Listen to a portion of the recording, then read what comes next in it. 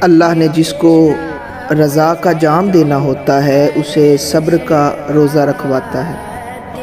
پھر انسان خواہ جبر سے رکھے یا اپنی مرضی سے، اگر اللہ نے فیصلہ کر لیا کسی کو عطا کرنا ہے تو کچھ راستے بند کر دیے جاتے ہیں، کچھ راستے پیدا کر دیے جاتے ہیں۔